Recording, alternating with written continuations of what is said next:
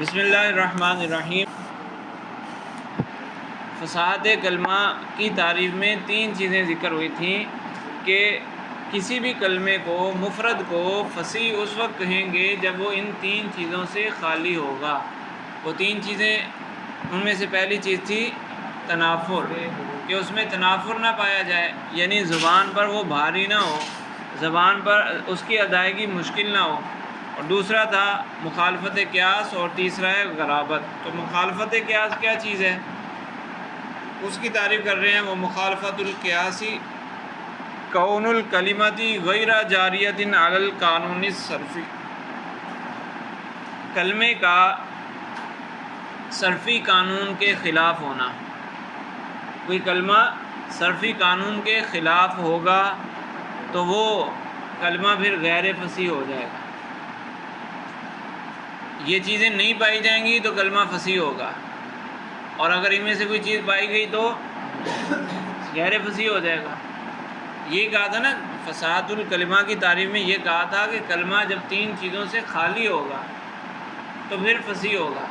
تو مطلب یہ ہے کہ تین میں سے کوئی ایک چیز بھی اگر آ گئی تو وہ کلمہ غیر فصیح ہو جائے گا۔ تینوں سے خالی ہونا ضروری ہے، تو ایک چیز بھی اگر آ جائے تو وہ کلمے کو فساد سے نکال دے گی، وہ غیر فصیح کلمہ بن جائے گا۔ تو اسی طرح کوئی کلمہ ایسا ہے کہ جس میں صرفی قانون کے خلاف کوئی عمل پایا جا رہا ہے، اس کو صرفی قانون کے مطابق نہ بنایا جائے تو وہ کلمہ غیر فصیح ہو جائے گا۔ کیوں غیر فصیح ہوگا؟ کہیں گے کہ اس میں مخالفت قیاس پائی جا رہی ہے، مخالفت قیاس پائے جانے کی وجہ سے یہ کلمہ غیر فصیح ہے۔ ٹھیک ہے، کون الکلمتی غیر جاریۃ علی القانون الصرفی، کسی کلمے کا صرفی قانون کے خلاف ہونا، صرفی قانون پر جاری نہ ہونا، یعنی صرفی قانون کے خلاف ہونا۔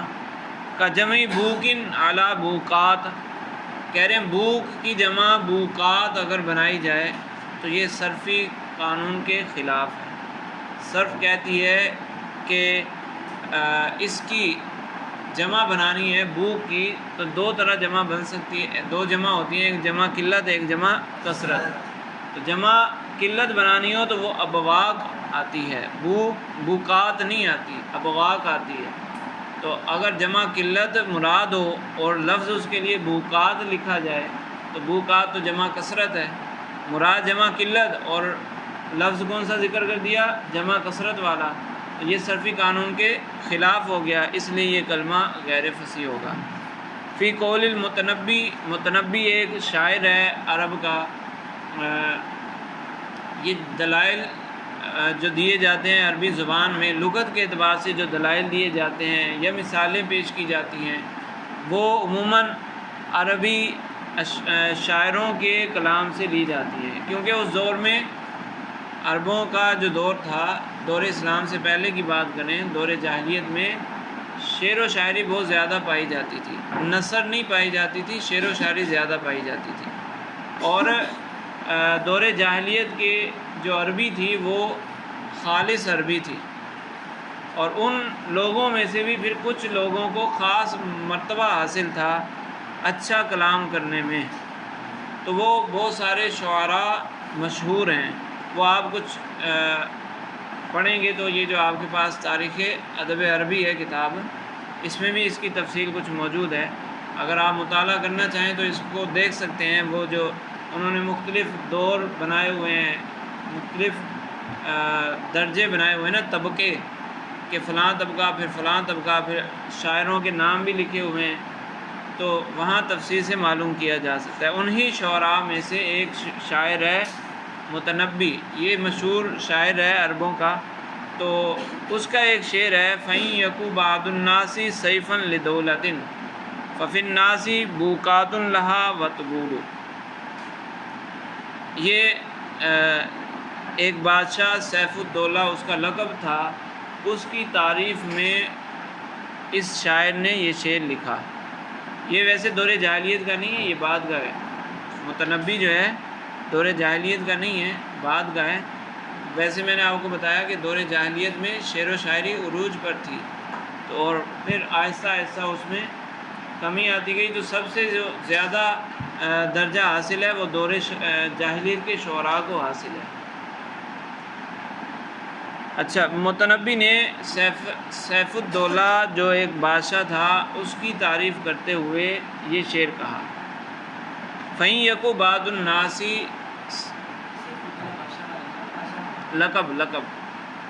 لقب دیے جاتے تھے نا بادشاہوں کو، تو یہ لقب ہے اس کا سیف الدولہ، ٹھیک ہے۔ تو اس نے کہا کہ فَإِن يَكُ بَعْضُ النَّاسِ سَيْفًا لِدَوْلَةٍ، دولت کہتے ہیں سلطنت کو، مملکت کو، ایک جو ملک ہوتا ہے نا اس کو دولت کہتے ہیں۔ تو کہہ رہے ہیں کوئی ایسا شخص ہوتا ہے جو سلطنت کے لیے تلوار کی حیثیت رکھتا ہے، لوگوں میں سے کوئی ایسا بھی شخص ہوتا ہے جو سلطنت کے لیے تلوار کی حیثیت رکھتا ہے، یعنی وہ سلطنت کی حفاظت کرتا ہے۔ تلوار ایک عمدہ چیز ہے، تو اگر لوگوں میں سے کوئی ایسا ہے فَفِي النَّاسِ، تو لوگوں میں سے کچھ دوسرے بھی ہیں، وہ کیا ہیں؟ فَفِي النَّاسِ بُوقَاتٌ لَهَا وَطُبُولُ، کہ وہ بانسریاں اور ڈھول ہیں۔ بوقات، بو کہتے ہیں بانسری کو، وہ جو منہ میں پائپ سا ہوتا ہے نا اس کو بجایا جاتا ہے، تو بانسری اور طبول ڈھول۔ اب بانسری کا کیا فائدہ، ڈھول کا کیا فائدہ؟ سلطنت کے اعتبار سے سلطنت کے لیے ڈھول کوئی فائدہ دے گا، بانسری کوئی فائدہ دے گی، لیکن تلوار تو فائدہ دے گی۔ تو کہہ رہے ہیں یہ شاعر کہہ رہا ہے کہ کسی شخص کی حیثیت سلطنت میں تلوار والی ہوتی ہے، یعنی وہ سلطنت کے لیے مفید ہوتا ہے، اور کچھ لوگ ایسے ہوتے ہیں جن کی حیثیت سلطنت کے اندر بانسری اور ڈھول والی ہوتی ہے، یعنی ان کا کوئی فائدہ نہیں ہوتا سوائے شور شرابے کے، شور شرابے کے علاوہ ان کا کوئی فائدہ نہیں ہوتا۔ تو یہ اس کی تعریف ہو گئی، اس کے لقب کو لغوی معنی میں استعمال کر کے اس کی تعریف ہو گئی۔ جی ہاں، بوقات جمع کثرت ہے، یہ وہ ہے نا جمع مؤنث ہیں۔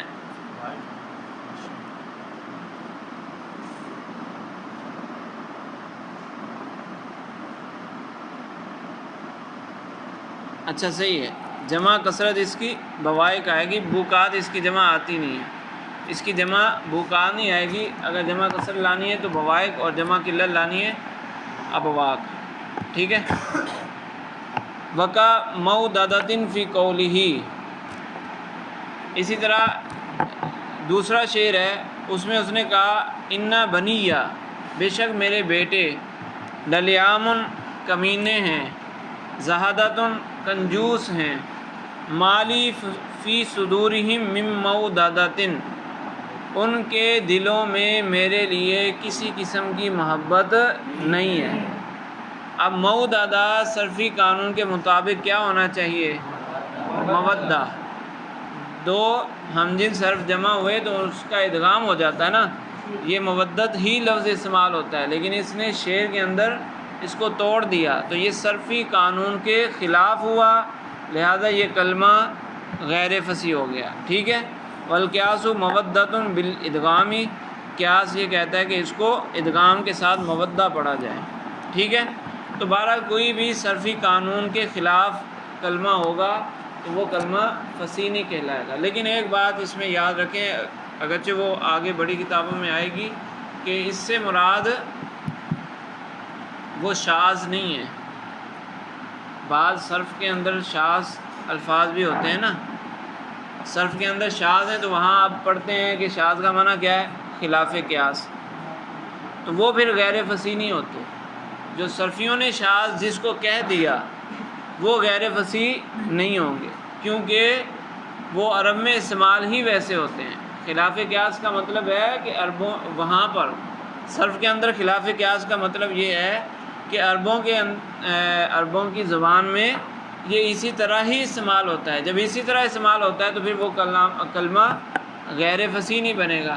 یہاں جو صرفی قانون کے خلاف ہے، مطلب یہ کہ جہاں قانون لگتا ہو پھر بھی نہ لگایا جائے، جہاں صرفی قانون لگتا ہے پھر بھی وہ قانون نہ لگایا جائے تو وہ پھر کلمہ غیر فصیح بنے گا۔ سمجھ آ گئی؟ والغرابۃ، جی